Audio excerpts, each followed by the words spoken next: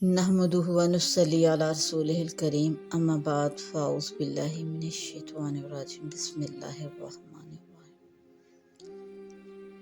آج کے دور کا مسلمان چاہے وہ مشرق میں آباد ہے یا مغرب میں، دنیا کے کسی بھی کونے میں آباد ہو، کسی نہ کسی دکھ، تکلیف، غم، پریشانی، مصیبت، بلا سے اس کا واسطہ رہتا ہے۔ جو شخص کسی رنج و غم میں مبتلا ہو تو نبی کریم صلی اللہ علیہ وآلہ وسلم نے ارشاد فرمایا کہ جو شخص کسی رنج و غم میں مبتلا ہو، اس کے کان میں اذان دینے سے اس کا رنج و غم دور ہوتا ہے۔ حضرت علی کرم اللہ وجہ فرماتے ہیں کہ رسول اللہ صلی اللہ علیہ وآلہ وسلم نے مجھے غمگین دیکھ کر فرمایا، ابن ابی طالب، میں تمہیں غمگین دیکھ رہا ہوں۔ تو میں نے عرض کیا، جی ہاں، آپ صلی اللہ علیہ وآلہ وسلم نے ارشاد فرمایا، فَمُرْ بَعْضَ أَهْلِكَ يُحْسِنُ فِي أُذُنِكَ فَإِنَّهُ دَوَاءٌ لِّهُمُّ۔ تم اپنے گھر والوں میں سے کسی سے کہو کہ وہ تمہارے کان میں اذان دے، کیونکہ یہ غم کا علاج ہے۔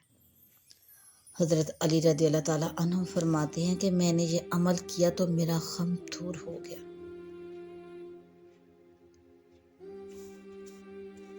پھر آپ صلی اللہ علیہ وآلہ وسلم نے ارشاد فرمایا، من ساء خلق من انسان او دابۃ فاذن فی اذنہ، کہ جو بد اخلاق ہو جائے، خواہ انسان ہو یا چپایا، اس کے کان میں اذان دو۔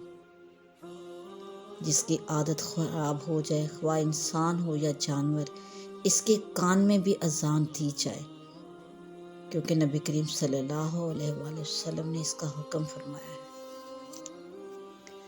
جب شیطان کسی کو پریشان کرے اور ڈرائے، اس وقت بلند آواز سے اذان کہنی چاہیے، کیونکہ شیطان اذان سے بھاگتا ہے۔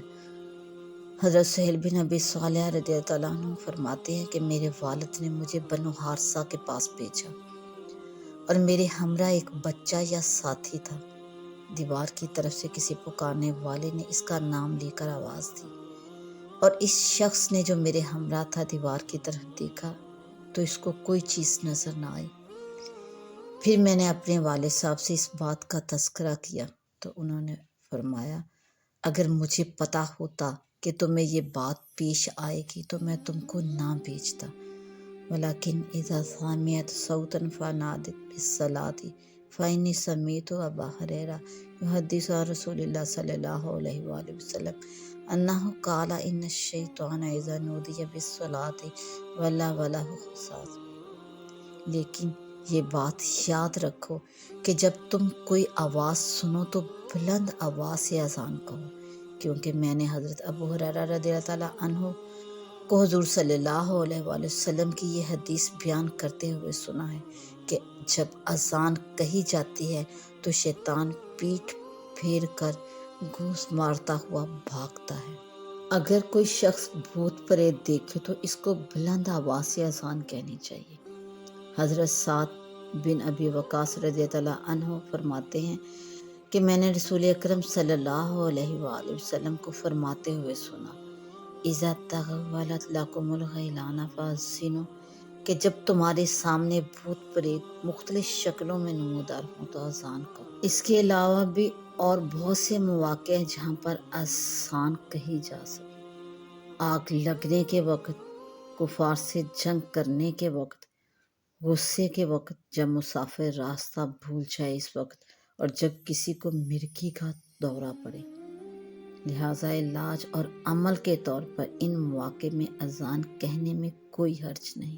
کچھ مواقع میں اذان کہنا سنت ہے، مثلا فرض نماز کے لیے، بچے کے کان میں ولادت کے وقت، آگ لگنے کے وقت، جنگ کفار کے وقت، مسافر کے پیچھے جب شیاطین ظاہر ہو کر ڈرائیں، غم کے وقت، غضب کے وقت، جب مسافر راہ بھول جائے اس وقت، جب کسی کو مرگی آئے، جب کسی آدمی یا جانور کی بدخلقی ظاہر ہو، ان مواقع پر اذان کہنا سنت ہے۔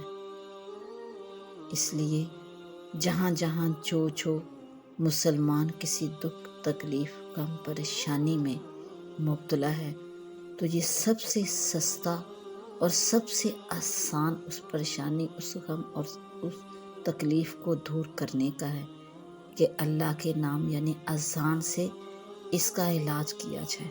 اللہ سب مسلمانوں کو اپنے اور اپنے نبی کے دین پر چلنے کی صحیح معنوں میں توفیق عطا فرمائے، آمین۔